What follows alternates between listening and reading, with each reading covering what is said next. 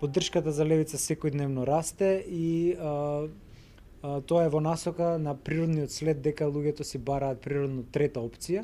Позициите наши во поглед на предизборниот период се јасни, левица оди сама на избори. Постизборно би коалицирале само со партија или мандатар кој ќе го поништи Преспанскиот договор и тоа се нашите црвени линии. Не се најде некој што би го поништил Тогаш не би коалицирале со никој, би биле парламентарна опозиција. Е договорена таа пржински формат на влада, што според мене е грешка зашто ДПМН се нафати на таков формат. Требаше да се оди веднаш после дебаклот на овие недобивање датум за почеток на преговори, требаше веднаш да се оди на брзи избори со распуштање на собранието, меѓутоа тој момент се испушти. Мислам дека до тогаш ќе има неколку утешни награди, како што е приемот во НАТО, веројатно ако помине ратификацијата во шпанскиот парламент.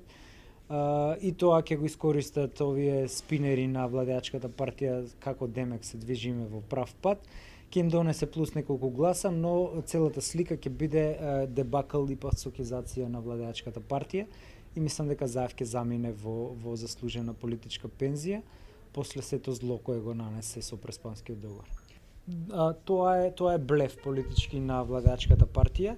Тие да сакаат до сега ќе го воведеа, имаат 3,5 години да го воведат тој модел, така што бидејќи големите партии губат 3 до 4 пратеника од старт, тие никогаш нема да го променат моделот, се додека веројатно не им запрети некоја препорака од ЕУ па да така го сменат, но ние веќе учествувавме на ваков изборен модел.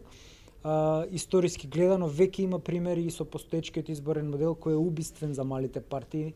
Дури хипотетички вие можете да освоите и 30 и 40 илјади гласа да немате пратеник, што е нонсенс, затоа што во секоја изборна единица ви треба по минимум 8-9 илјади концентрирани гласови за да ги освоите барем носителот на листа да влезе.